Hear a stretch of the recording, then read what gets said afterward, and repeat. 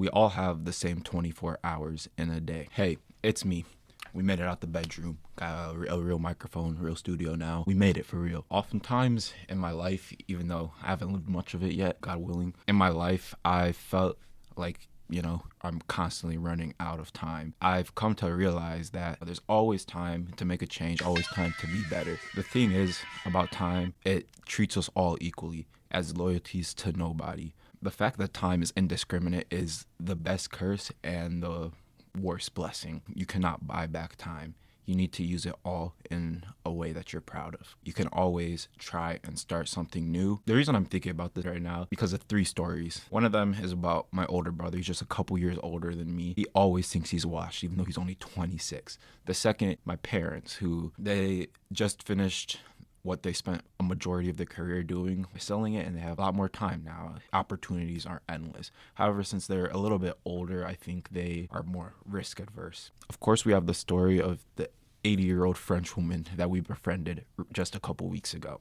I think this woman is one of the most interesting things that's happened to me in a while. I'll just show you and tell you what happened. She called me one day. It was an unknown number. I just assumed it was a scam. She then called me back and actually did leave a voicemail this time, and she's talking about, oh my god, had a British accent even though she was French, but oh my god, sometimes when I just take these pills, like, it just messes with my head. I don't know if I'm getting the wrong number. I'm just so confused right now. Like, I still thought it was a scammer using a voice changer maybe, so I just started sending them some memes. I was essentially just trying to get them to fuck off, and she's just responding to stuff like this with just, oh, you or your friend Bill has changed so much. Like, what is she on? And then I send the Steve Harvey fleshlight, and that doesn't faze her. Who am I genuinely talking to? And I'm just trying to figure this out, and they're not telling me. After I sent the Cracker Barrel meme, she decided to call me. I'm sorry, I must have had the wrong number. And I was like, all right, cool.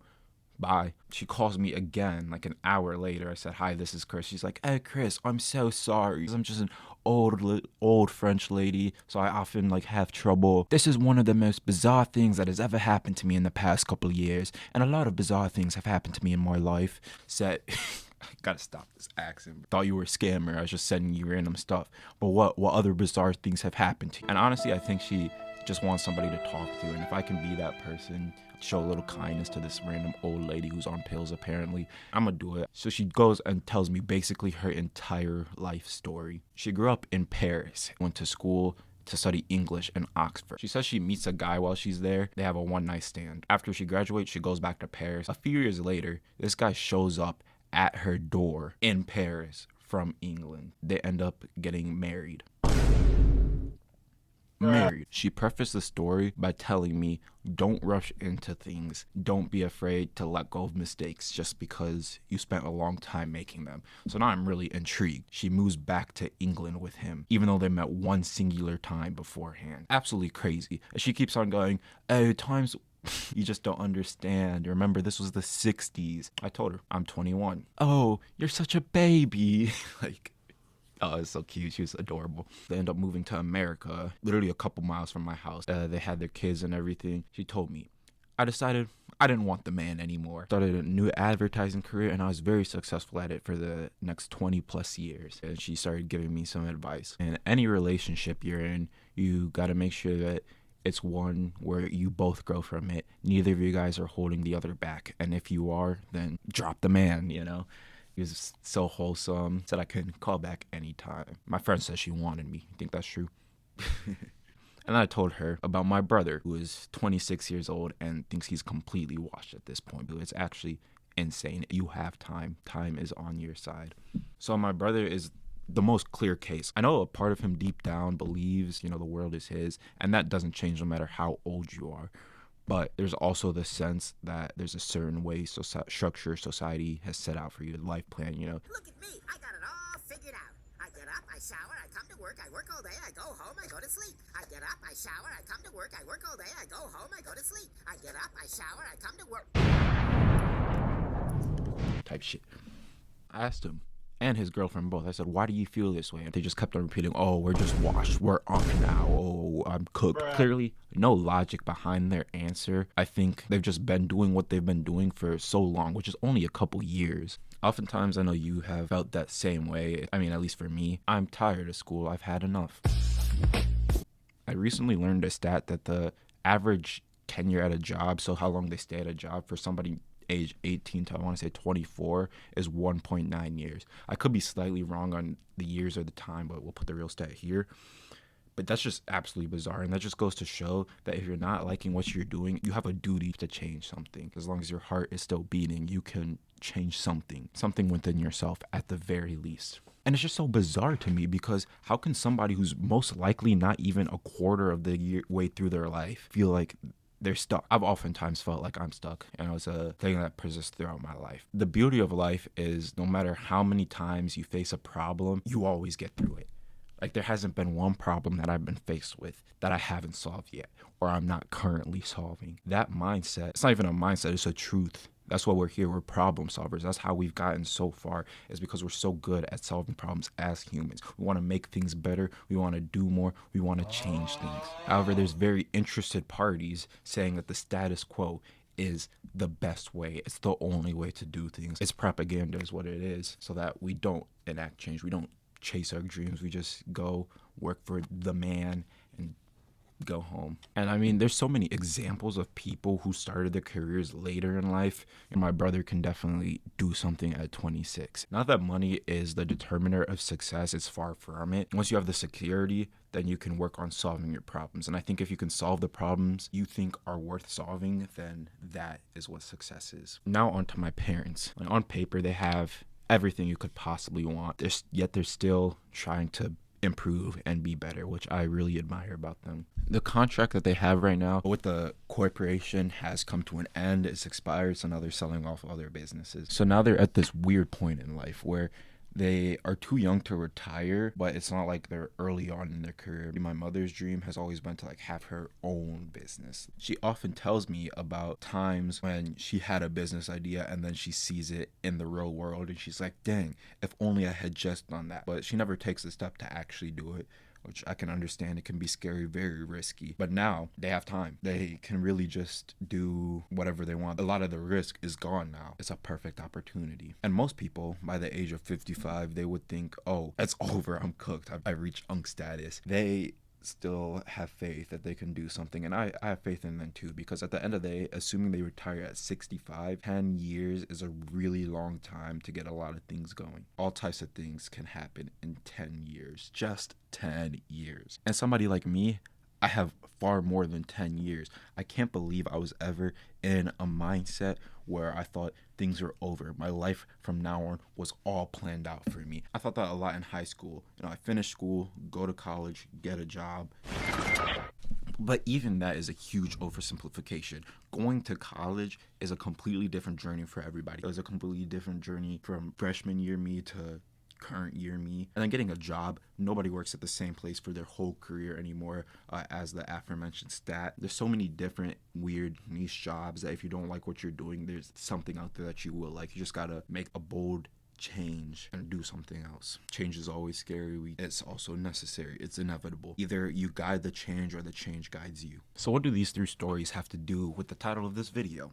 That time is on your side. In all three cases, time is on this person's side, but depending on whether or not they believe, that influences the actions they take and the choices they make. This old lady, despite essentially accomplishing everything one could do, got her education, got married, moved to America, got a good family, decided that she wanted to change, and she did it.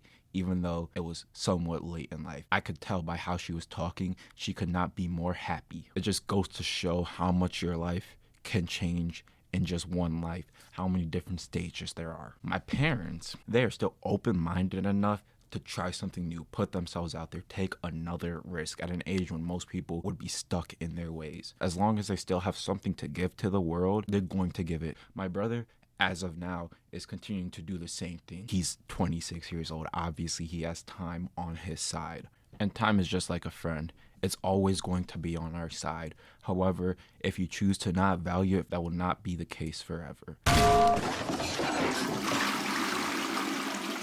And time to do what exactly? I think so often people who are my age get this same advice. Time is on your side. You have your whole life ahead of you, which is true. Obviously, I believe that. I'm making a whole video about it, but that's not a plan, a guideline of what we should actually do with that time. And if you've already figured out what you want to do with your time, that's great. But if you're anything like me, that's a question that is constantly eluding you. And no matter how you choose to spend it, it might feel like it could have been better spent. It's very easy to know what we shouldn't do with our time. For example, I shouldn't wake up and spend 2 hours scrolling through Reddit first thing in the morning. I shouldn't be evil. You should never spend your time doing something that you actively dislike. You should not spend time doing things that will not bring happiness to you or those affected. And that's all well and good, but still, what do we do with our time? Well, I think the answer to that is the worst answer you can give to anything.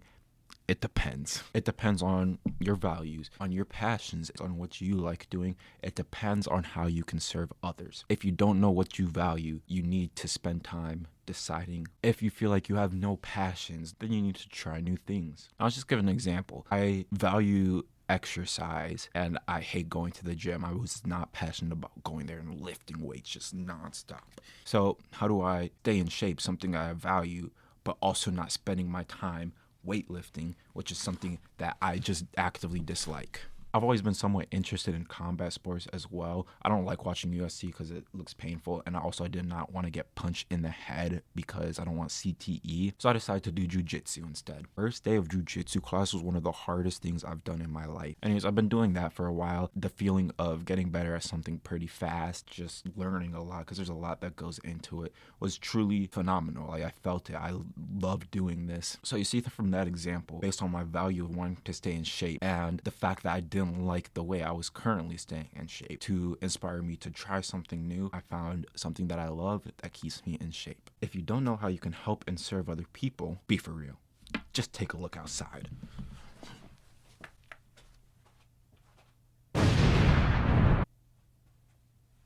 There's so many ways that you can help and serve the people around you, or even people more broadly on a general scale. You should spend your time doing things that make you and the other ones around you happy. If you don't know what makes you and those around you happy, again, it goes back to trying new things. If what you've been doing over and over again for the past 3 years has still not brought you some form of happiness or fulfillment, you gotta switch something up. Otherwise, you're just being insane. And if you don't know what brings those around you happiness, talk to them. Figure it out. You just gotta get to know them better, which in and of itself, it's a good use of your time. Connection is the reason why I think we're all here. When you truly connect with somebody, you're just enjoying your time with each other, and time flows. You completely lose track of it.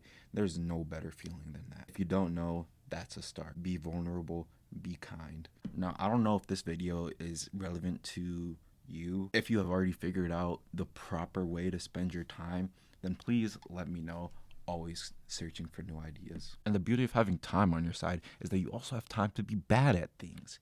You cannot create cool shit if you don't first create shit. Anytime you try something new, you're going to be bad at it when you start off. What I'm trying to say is that you have time to be bold. Make a bold change. And when you do, it's not going to go as easy as you envision it. And being bad at something is just as bold. The people who tell you the most being risk averse, take time, plan everything out, are A, the people who the status quo benefits, or B, the people who have never once been bold.